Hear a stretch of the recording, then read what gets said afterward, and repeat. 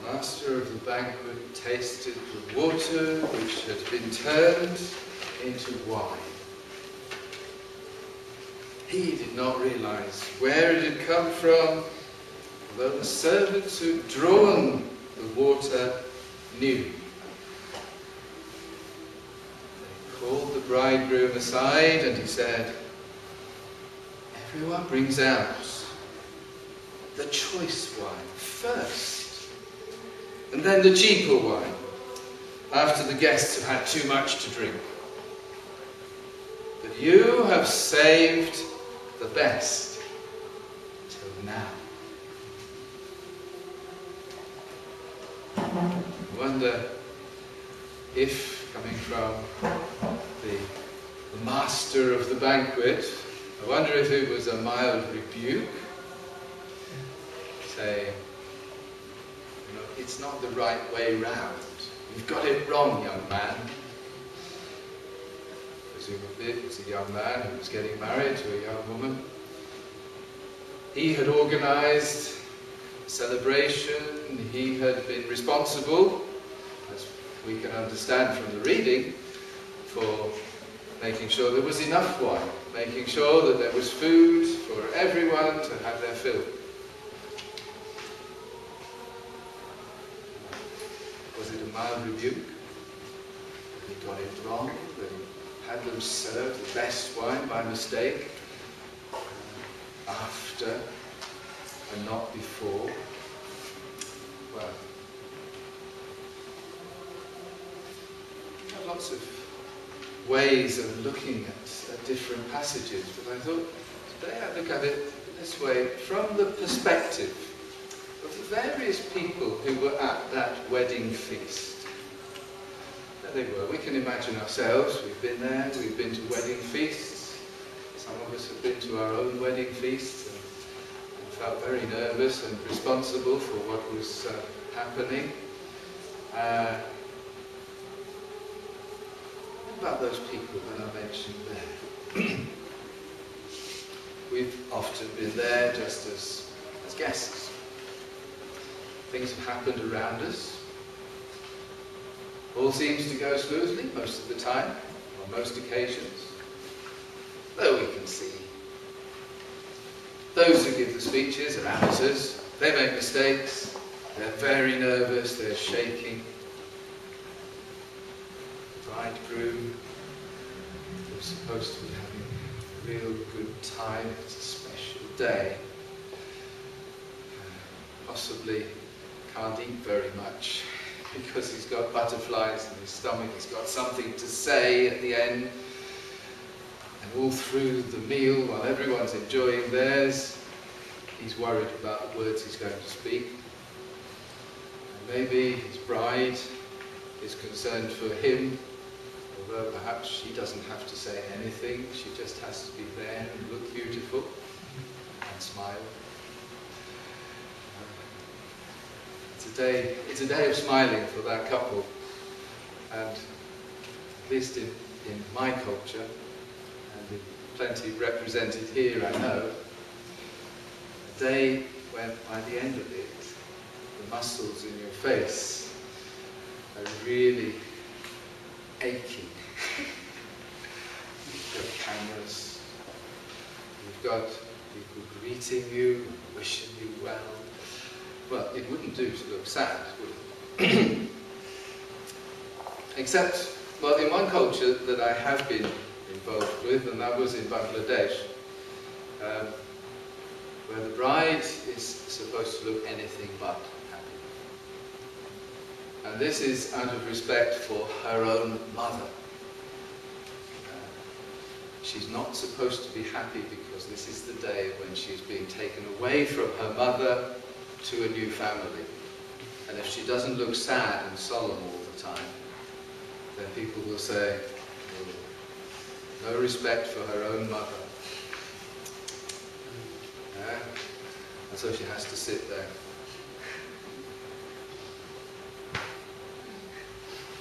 Even crying, if possible. I watched at one wedding there in Bangladesh. Actually, I knew the bride hardly knew her new husband and was very worried about what it was going to be like. As it was actually our landlord's daughter, and they lived downstairs from us, and it all turned out well. She was quite tall, her new husband was quite short. They didn't look as if they matched, and she didn't think they did. But her father and her uncle, who arranged the match, were quite adamant that this was the right man for her. He'd just finished his training to be a medical doctor. He was well enough educated for their girl. As it turned out, it was a wonderful relationship. But on that day, I wasn't sure whether the tears were the cultural tears about leaving Mum, or whether they were actually real fear as to what was going to happen. But now to this wedding in Cana. Who was there? Well, of course, Jesus was there. But let's start with his mother, Mary. She was there.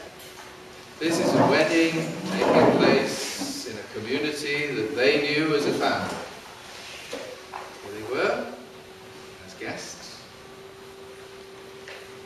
Guests. Not organisers. Not involved in the preparations or running of the feast. Just sit back, see, and enjoy and celebrate. Join in the dancing. And if anyone's seen any Jewish weddings or involved in them perhaps, you know that there's plenty of dancing and great fun, in fact, at the wedding. But they weren't there just to receive. At least Mary knew better. And when the cue was given to her, she knew this was the time. Even if Jesus wasn't quite aware of it, because Jesus enjoyed a party, as we find out later. Even if he wasn't quite ready for this, was he ready? Can we possibly say Jesus wasn't ready? She knew. When someone came to her and said, Mary, we've got a bit of a problem here. This can't happen at a wedding. We've run out of wine. What are we going to do? Mary, confident that nothing could go wrong because her son was there. This must be the day. I'll ask him. Jesus will help. Okay? The servants would have had no prior knowledge that they'd asked the right person. Mary went to Jesus. How was she feeling? Well, and why should it be her? Because Mary was the one who announced to the world, wasn't she? She announced to the world what was going to happen when her son grew up. The son who at that time was inside her womb. She knew before he knew what he was going to be. She was ready. She prepared. She prepared through her meeting with Elizabeth, that time when she went to her cousin, and Elizabeth's baby jumped up in her womb, kicked as babies do from inside. Mary knew. Mary knew before he was born who he was going to be. And here is a reminder of that prior knowledge. The wedding, this feast in Cana, she knew. This is how God planned things. Mary was the special announcer who had done that job before, and now she was the one who was going to show her son to the world. Think about that for a moment. What a privilege. She realized what was happening, what this was all about. And she knew the important position that she had to take. To go to him in faith, her faith in God, which we know was strong. And say to him, Jesus, they've run out of wine. She knew he wouldn't need more. And he said, woman, what's that got to do with me? Now that sounds a bit insulting, doesn't it? But apparently, at least so many interpreters tell us, the way that he said it wasn't meant to be insulting at all. As if now he would do that to his mother, his own mother.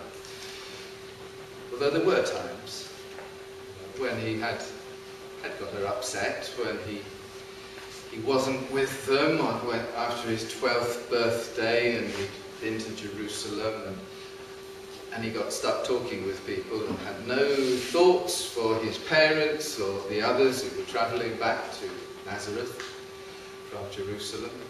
But there had been times when Jesus had been a little bit of a difficult child. But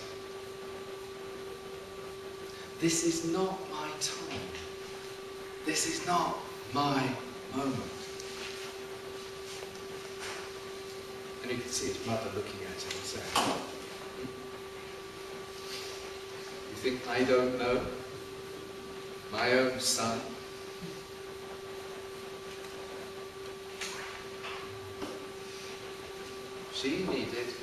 God needed her to tell Jesus, yes, this is the moment. And I'm sure just a look would have done. We don't hear any more from her on occasion. With a look of a mother who knew her son so well, said, okay. I haven't done this before, he said, well, to himself.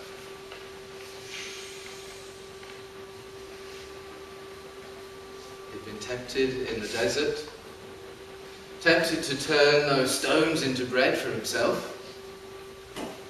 He saw it as temptation. He'd drawn back. It was the devil speaking to him. The fact that it was his mother speaking to him this time must have made it quite certain in his mind that was not the devil. The way she said it, he understood. So perhaps when he said, this is not the time,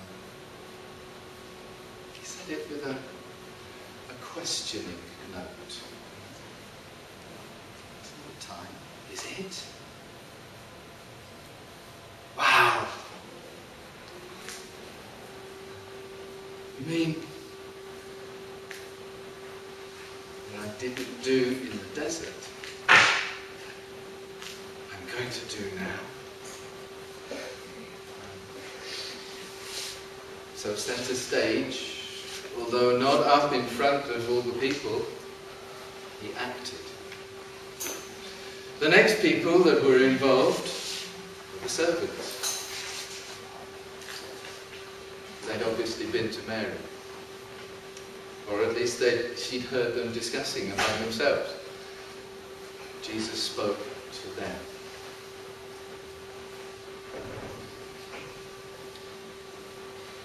Not to say, now if you fill this up, I can change this into wine. Bet you. No. Just, please, could you fill up these water jars? They acted, because Mary had told them as well, do whatever he says. Didn't say any more to Jesus, but she spoke to them. Do what he says. By now, of course, Mary was a mature lady. She was not a teenager. And her presence in front of them would have been the presence of someone in authority. The servants, I'm sure, were the young friends of the bride and groom. And when Mary told them, they understood and they believed. Jesus said, fill those pots up, please. It wasn't an easy task. They didn't have mains water. So they would have had to have drawn the water, possibly from a well.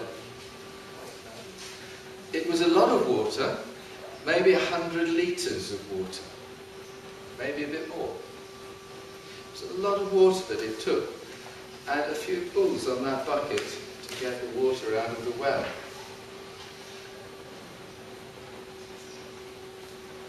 So, it wasn't as if, oh, that's easy, Jesus, turn on the tap. They actually had to act, and they had to work for this. They had to be really involved in what was going on.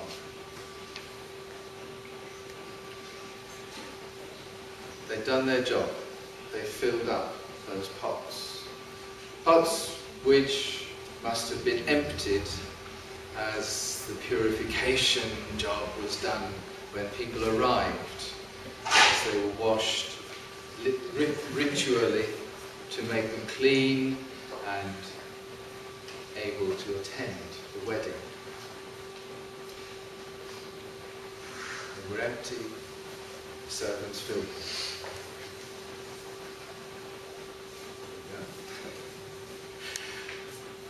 You see, it's so convenient here. We've got so many taps.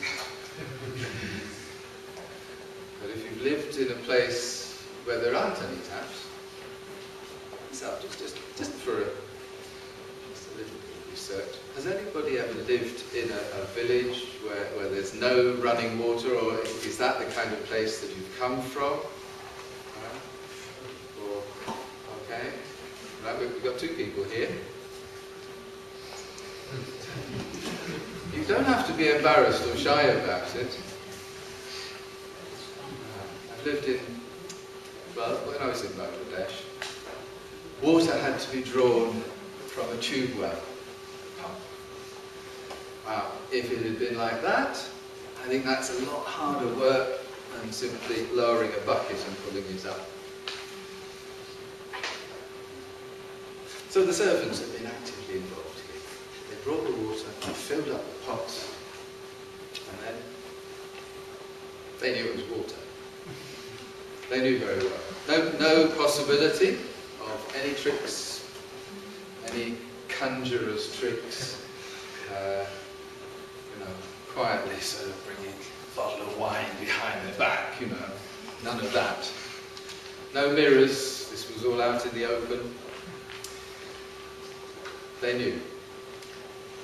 And they watched. What's he going to do now? They had to wait, because he might need them. These were heavy pots if they had to be moved. Jesus blessed the water and said, now, off you go. And serve. They served. Clearly, there was very little break, if any, in the feasting, in the banquet.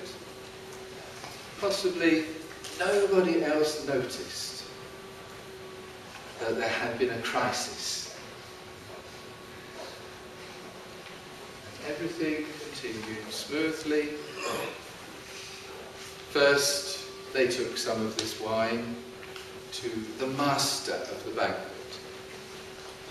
a master of ceremonies. The man who was to tell, as they went along, who was to do what. As I witnessed just the other week at the funeral of Aileen's aunt. There was a woman at the front. We were surprised to discover this woman was actually one of our neighbours who lives just above us. And we never knew that she was the master of ceremonies at funerals. And there she was, in a very smart black suit. I'd seen her in that suit in the lift, but I'd never asked her why, where are you going? I think I'd have been quite surprised. We were all surprised when we saw her there.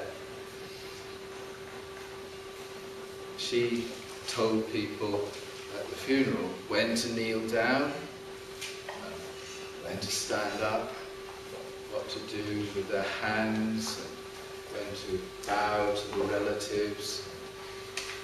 Everything that needed to be done, which is not an everyday matter. You don't attend a funeral every day. You don't attend a wedding every day. And so someone who knows about these things and who knows the rituals helps you along. So the master of the banquet was that person. And the servants brought the wine to him, because he knew what you should do with the wine. Here it is explained very carefully in that reading that we had. Everyone brings out the choice wine first, and then the cheap wine after the guests have had too much to drink, when they're too drunk to know whether it's good wine or not. That's exactly what he means. Give them plenty of wine, but start off by showing that you value them, by giving them expensive wine first. That you don't have to continue that way. Because once people have had a few drinks, they have no idea what the wine is. They'll drink anything. But you've done it the other way round. You made a mistake. But he tasted that wine first. Wow. You've saved the best till last, he said. When he tasted it.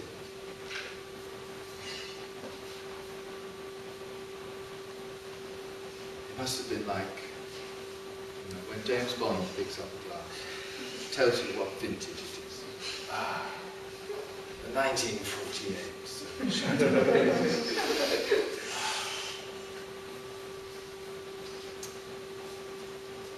It was not just better than what they'd had before.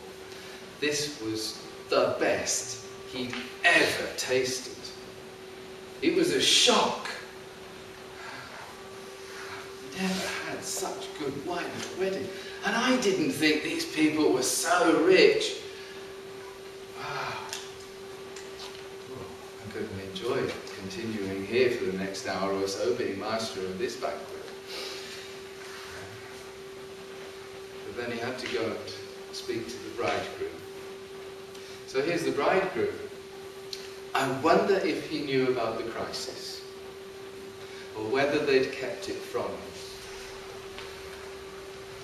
But he must have had some knowledge of how you serve wine at a wedding. He'd been there before. He'd got friends who'd been married. He'd got drunk at other people's weddings. And it's been a bit of a surprise to him. Taste it, come on. This is the best. You've saved it till now. What have you been doing? What are you messing about at? Was that one reaction that the master might have had? And, an accusation. You've done this a bit wrong, son. Come on. Or was it a celebratory note? I suspect that the master of the banquet was so overcome with that beautiful fragrance that he was saying, "You've done us well here. This is the best." And I think of the bridegroom's reaction, sitting there, knowing nothing about what had happened. Shocked. Hey Dad, did you spend all our money on this wine? Is there any left for the family, for us to look after my new bride? What's going on? But then, hey, no end to this celebration then. This celebration will go on right into the night. All these characters around the feast, with their different angles on what was going on. And then we're told, the servants knew. He didn't realise, the master didn't realise, though the servants who had drawn the water knew what had happened. A group of people, servants, may have been friends, or may have been slaves. The least important at the feast, except for the fact they were serving the others, and without them, people would have had to have served themselves. The least important people at the feast were the ones who knew.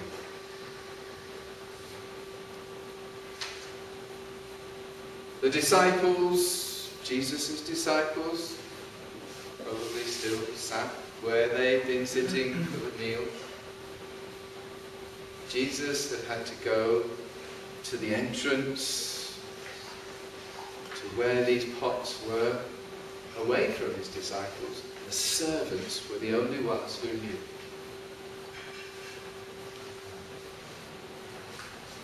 They knew.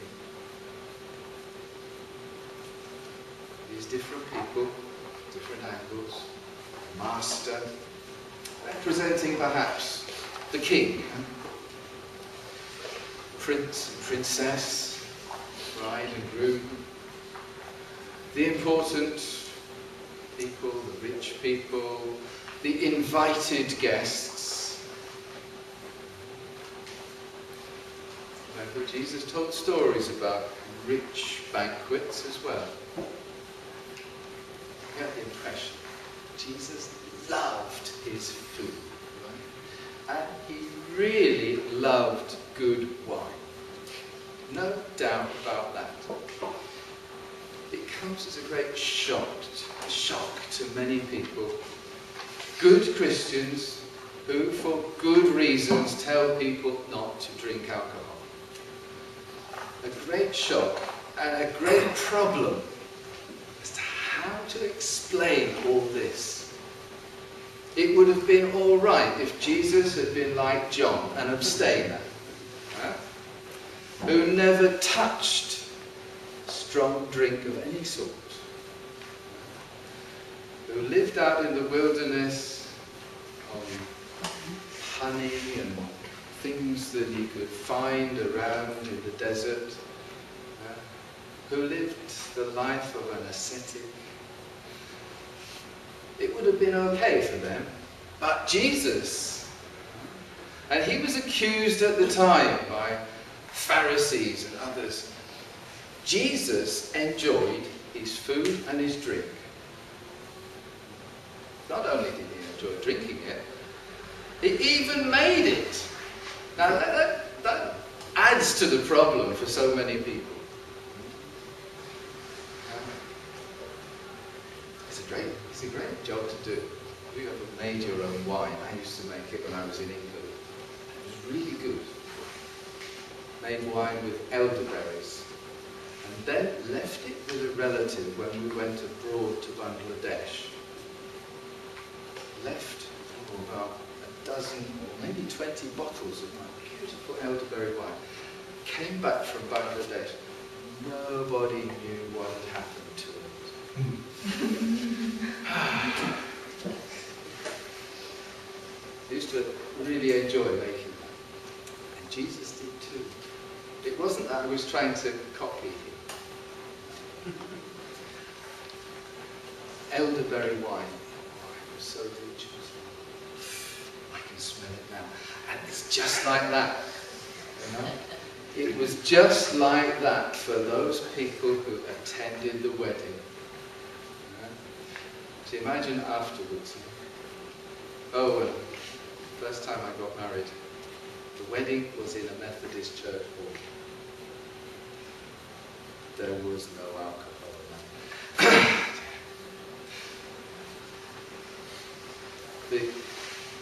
For all the people though who've been there at that wedding,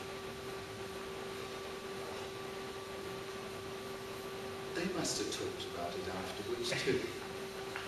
And probably they spoke to the servants. What was the label on those? Well, there weren't labels like there are today, but where did it come from? I expect the servants passed on the message, and I expect word got around within quite a short time, because you couldn't help asking. This kind of wine is not produced every year. It's not a common vintage. You'd have to ask, wouldn't you? And the servants, who were, by their position at the wedding, as described, were the lowest, the most humble at the feast, who weren't there to enjoy it but to serve the others.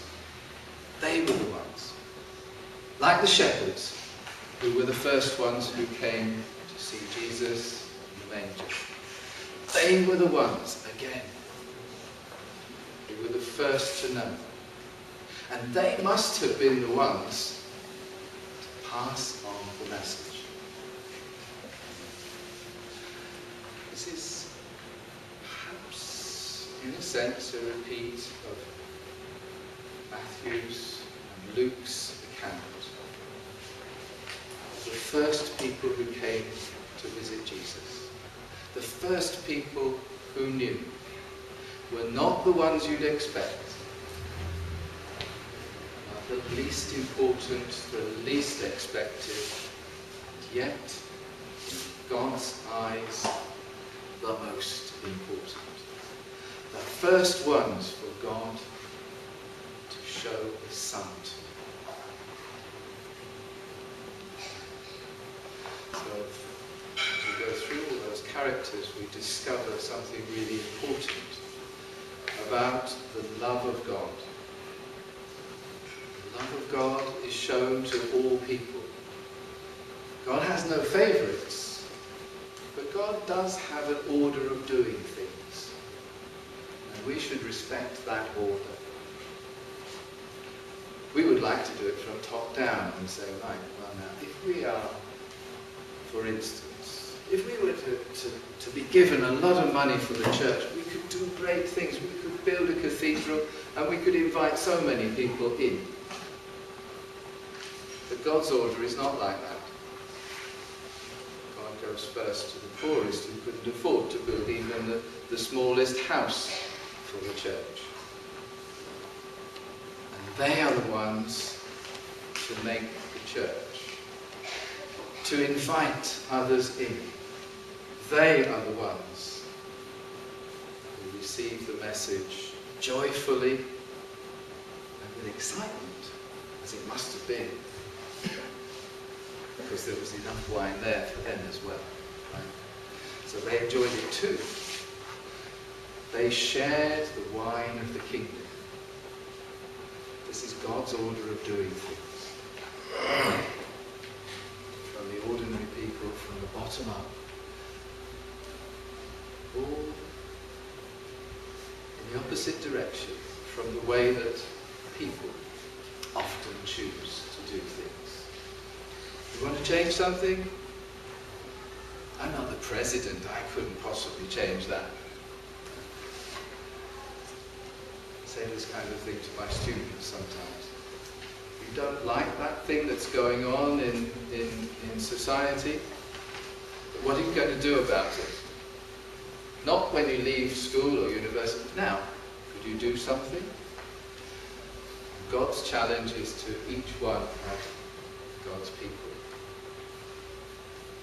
In high places, of course, they have their work to do, but often it's the ordinary citizens that need to prompt them and pass on the message. Come on in and taste the new wine, the wine of the kingdom, the wine of the kingdom of God. Come on and learn and find out about what Jesus does for you, what he's doing for you already and what he will do for you through the rest of your life. For those who've tasted that wine and seen something of the vision that the prophets had, seen something of the vision that we see here that Mary had, we know about that wine. And like the servants, we should be full of joy and excitement when we share that knowledge. It's Jesus that did it. Jesus changed the water. Wow. Thanks be to God. Amen.